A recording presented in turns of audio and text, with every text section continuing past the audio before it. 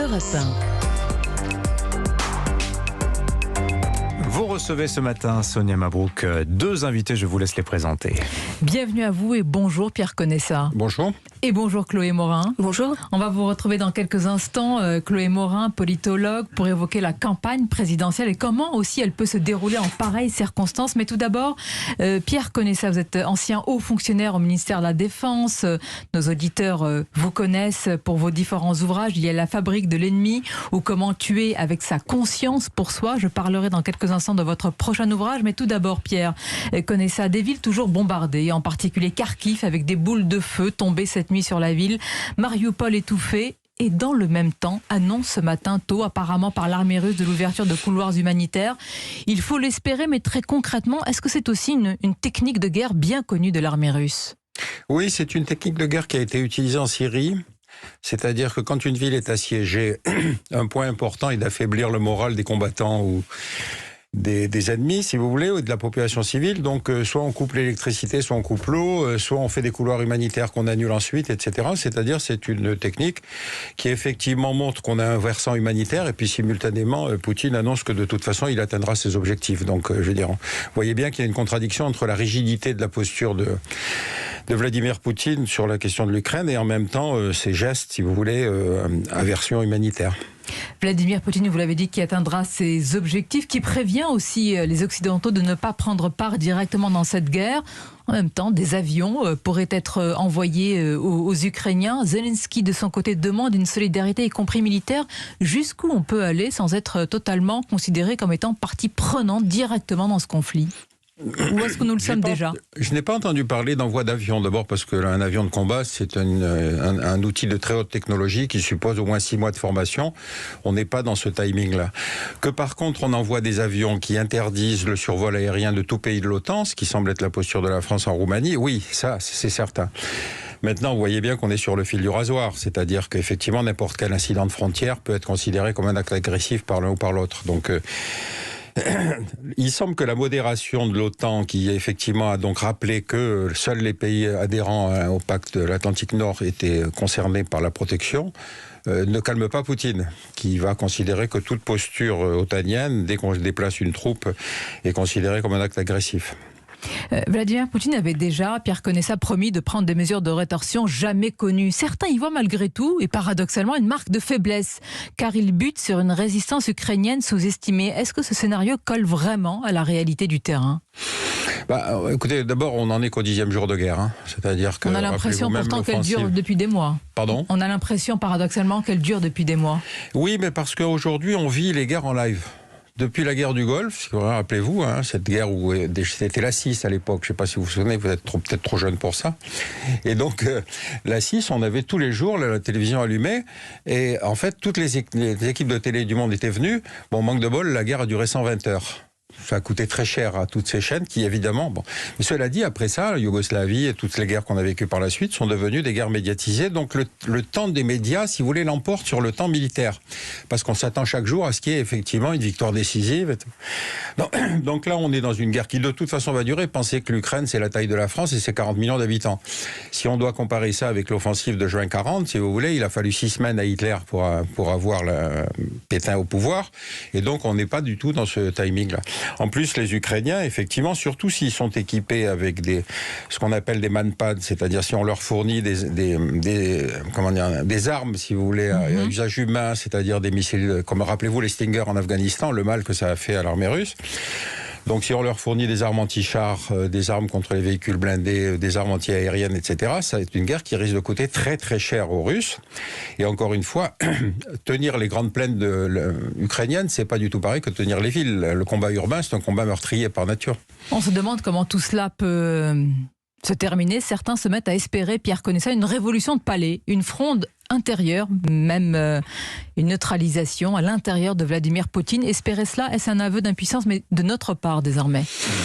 Écoutez, moi je suis frappé par le nombre de spécialistes de Poutine depuis que le début de la guerre. Moi je ne suis pas spécialiste de Poutine. Bon, ce que je sais, c'est qu'en général, un dictateur tient bien sa population et seul Jules César a été assassiné dans le Sénat, mais parce qu'il a eu le tort de s'exposer au Sénat. Saddam Hussein, jusqu'au bout, il a tenu. Donc je ne sais pas, je ne suis pas kremlinologue, mais si vous voulez, je peux me livrer à des conjectures. Ça, non, ne le faites pas. Et justement, je ne vous poserai pas la question à Pierre Conessa de savoir si Vladimir Poutine est fou ou pas, et rationnel ou pas. Ce n'est pas le débat.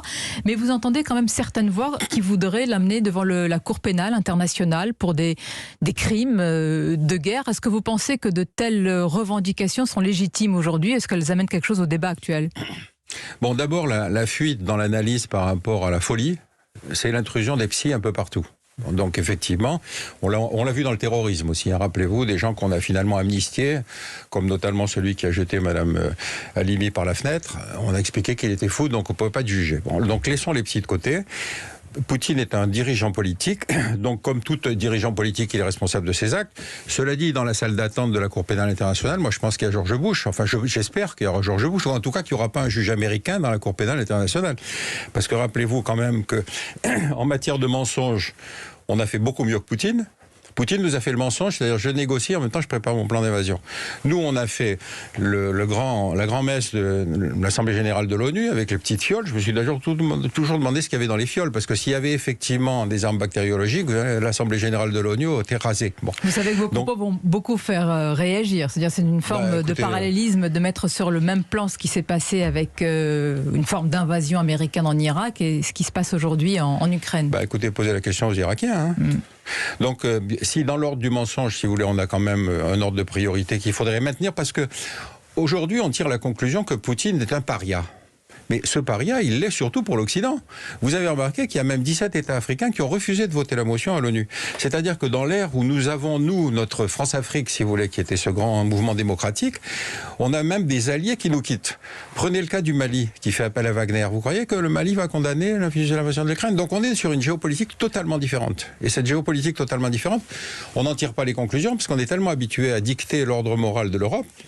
On a fait quand même une quarantaine d'interventions militaires depuis 91. Donc ce n'est pas tout le monde entier contre Poutine, contrairement à ce qu'on dit. Vous dites qu'il y a les pays africains dont on observe un silence, et puis peut-être aussi des pays que vous connaissez bien, Pierre Conessa, comme le Moyen-Orient, les pays du Golfe. Quelle attitude en ce moment adoptent-ils? Ils se mettent prudemment en dehors de tout ça, en considérant que c'est une affaire pour les Occidentaux. Vous savez, les stratèges le monde stratégique auquel j'ai participé pendant une vingtaine d'années, occidental, considère que la Terre est plate, et qu'on en est le centre. Bon. Et donc tout ce qui est la périphérie, si vous voulez, c'est une terra barbaris dans laquelle on peut effectivement intervenir, mais surtout on ne lui demande pas son opinion. Donc considérer que quand on a effectivement un scénario comme celui-là et que des alliés qu'on croyait proches préfèrent s'abstenir, ça devrait être un constat. Bon, c'est pas le cas. Enfin, je pense que je vais encore entendre beaucoup BHL, si vous voulez, expliquer ce qu'il faut faire. Oui, mais vous êtes libre de votre parole, ça c'est important. Bien aussi sûr. Qu'on voit la nuance entre vous tous. On va continuer à l'évoquer parce que je voudrais qu'on parle de votre livre aussi, Pierre Conessa, intitulé Le complexe militaro-intellectuel. Vous nous direz qui vous visez. Mais tout d'abord, Chloé Morin est avec nous, je le disais, politologue, auteur du livre On a les politiques qu'on mérite chez Fayard, parce que il faut pas oublier, nous sommes en campagne présidentielle. Enfin, il faut le rappeler, Chloé Morin. Est-ce que vous pensez que par la fonction finalement d'Emmanuel Macron, qui de fait président, chef de guerre, ça peut être une reconduction tacite à la tête de l'État? On l'entend aujourd'hui dans le débat. Mais de fait, le conflit ukrainien déplace le terrain du débat politique et forcément avantage considérablement Emmanuel Macron, parce qu'il a l'expérience que ses concurrents n'ont pas, parce que depuis le début du quinquennat, il est considéré, l'une de ses qualités principales, telles que l'opinion lui reconnaît, c'est la capacité d'incarner nos intérêts à l'étranger. Donc forcément, là, il joue sur son terrain, si vous voulez. Et cette guerre en Ukraine joue un petit peu un rôle d'accélérateur dans la décantation de l'offre politique. Et on voit qu'il a fait certaines victimes. En tout cas, Éric Zemmour a perdu quelques points depuis le début du conflit en raison de ses positions par rapport à Poutine. Et puis sans doute aussi par rapport au fait qu'il ait dit que nous n'avions pas vocation à accueillir des réfugiés, ce qui n'a pas été compris par y compris une partie de son électorat qui dit mais enfin si on est dans un conflit de civilisation, ces gens-là font partie de notre civilisation, ce sont des chrétiens, nous devons les accueillir. Donc il y a une incompréhension ici. Sans doute que le conflit va continuer à accélérer ce mouvement de décantation de l'offre politique. L'incertitude est extrêmement grande puisque personne et Macron pas plus que les autres ne maîtrise les tenants et les aboutissants du conflit. Mais d'ores et déjà, ce que l'on peut craindre, c'est que le débat sur les autres sujets qui sont essentiels n'ait pas véritablement lieu. Oui, c'est la vraie question de décantation. D'ailleurs, comment les autres candidats peuvent-ils exister quand c'est Emmanuel Macron qui, de fait, parle à Vladimir Poutine et que c'est lui qui préside à l'Union européenne? Est-ce qu'aujourd'hui, véritablement, les autres candidats, même si on ne pense pas forcément à des débats, peuvent réellement exister? Ça va être très compliqué. On voit bien que les uns et les autres, dès qu'ils tentent de lancer une polémique pour dépasser un peu le brouhaha, surnager dans le brouhaha médiatique, risquent d'être immédiatement ramenés un petit peu à la vanité de ce qu'ils disent, comparé aux bombardements que l'on constate quotidiennement sur nos écrans. Donc ça va être très compliqué. Et je pense que, y compris Emmanuel Macron a compris néanmoins que c'est dans l'intérêt de tout le monde, et notamment dans l'intérêt de celui qui va gagner la présidentielle, que ce débat ait lieu. C'est intéressant. Pourquoi ? Parce que certains disent maintenant que s'il y a cette volonté d'enjamber la présidentielle, eh bien, si c'est lui qui est reconduit, il pourrait, entre guillemets, en payer les conséquences sur notre démocratie, sur un débat escamoté. On est un pays qui vit donc dans une défiance abyssale vis-à-vis des élites. Ça ne va pas changer à l'issue de cette présidentielle.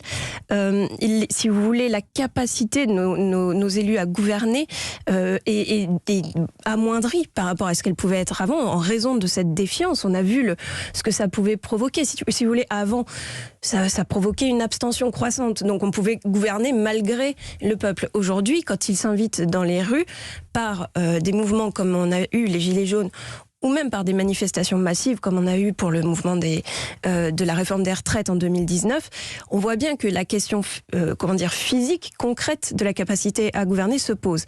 Et l'une des fonctions d'une campagne présidentielle, c'est de construire un semblant de consentement, on va dire, plus ou moins durable chez les opposants au président élu. On sait que c'est pas très durable et que généralement 6 mois après l'élection, il y a une opposition majoritaire et assez virulente. Néanmoins, on doit espérer, pour la capacité à avancer, à gouverner pendant 5 ans, que les sujets majeurs qui se posent au pays, les dépenses publiques, l'avenir des retraites, des sujets, il y en a énormément, que ces sujets-là puissent être débattus correctement. Bien entendu. Chloé Moret, je reviendrai vers vous tout à l'heure en conclusion. Je reviens vers vous, Pierre Conessa, ancien haut fonctionnaire au ministère de la Défense. J'ai cité votre prochain ouvrage, Le complexe militaro-intellectuel. Nous avons vu ces derniers temps, Pierre Conessa, à l'aune de cette guerre, mais ce n'est pas nouveau, des va-t-en-guerre sur les différents plateaux de télévision et d'ailleurs les micros aussi de nos studios. Est-ce que ce sont ces personnes-là que vous visez ? Je crois que c'est une évolution, si vous voulez, qui a pris naissance après la disparition de l'URSS. Toute la pensée stratégique était structurée pendant 70 ans sur le grand méchant loup qui était l'URSS. Bon. Or, ce grand méchant loup meurt par nécrose. Pas par la guerre, c'est pas Hitler, c'est pas l'Allemagne rasée, etc.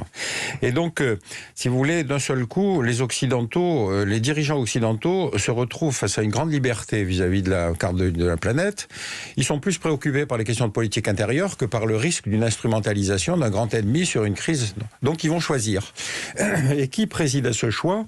C'est ce que j'ai appelé le complexe militaro-intellectuel, parce que tout à coup, apparaissent des tas de gens qui est une espèce de mélange composite entre des intellectuels médiatiques, des humanitaires, des journalistes, des écrivains, etc., qui vont vous dire je reviens de tel endroit, il y a un crime de guerre qui est en préparation, le débat se place sur un plateau télé comme le vôtre, et puis ça interpelle directement le politique. Et là, le temps médiatique l'emporte sur le temps politique. Enfin, il faut espérer que le politique connaisse déjà la situation aussi. Bon. Ah non, moi, pour avoir participé à des décisions, je peux vous dire que non. Souvent, le politique ne se donne même pas la peine de réfléchir longuement à la nature de la crise. Parce qu'effectivement, pensez au cas de la Somalie. On réagit sur le plan humanitaire parce que des chefs de guerre pillent des convois. Bon. Donc on se dit oui, c'est scandaleux, il faut faire quelque chose. J'en discute avec Ronnie Broman qui me dit écoute, à l'époque où moi j'avais une équipe de MSF en Somalie, je les appelle et je leur dis qu'est-ce qui se passe ? Et les types sur place disent mais ces pilleurs de convois ne sont pas des voleurs. Ils ne prennent pas la nourriture pour la revendre. Ils estiment que leur clan est mal servi. Donc si on augmente le flux, on tue une des parties de cause de la violence. Bon. Il prend son bâton de pèlerin, il va à Bruxelles, il va à New York, et pendant qu'il est à New York, Kouchner, autre humanitaire, déclenche la guerre. Donc on voit bien, si vous voulez, que la solution militaire apparaît pour ces gens-là comme une espèce de solution facile, parce que la guerre du Golfe nous a convaincus qu'on était militairement tellement supérieur à tout le monde que tout allait être réglé. Bien. Bon, la caractéristique de ce complexe militaro-intellectuel, c'est qu'ils ne vont pas faire la guerre eux-mêmes. Hein. Et on aura l'occasion de lire ce livre. En tous les cas, on voit combien le champ informationnel est important. En un mot, véritablement, pour conclure, Chloé Morin, comment vous appréhendez l'intérêt pour cette présidentielle ? Je pense qu'il est croissant, qu'on est en train de rattraper les niveaux qu'on voyait en 2017, donc on peut avoir de l'espoir quant à la baisse des prévisions d'abstention. Il faut l'espérer évidemment pour ce grand moment démocratique et d'une campagne présidentielle. Merci beaucoup Chloé Morin. Merci. Et merci Pierre Conessa. Merci à vous et bonne journée à tous les deux. Merci.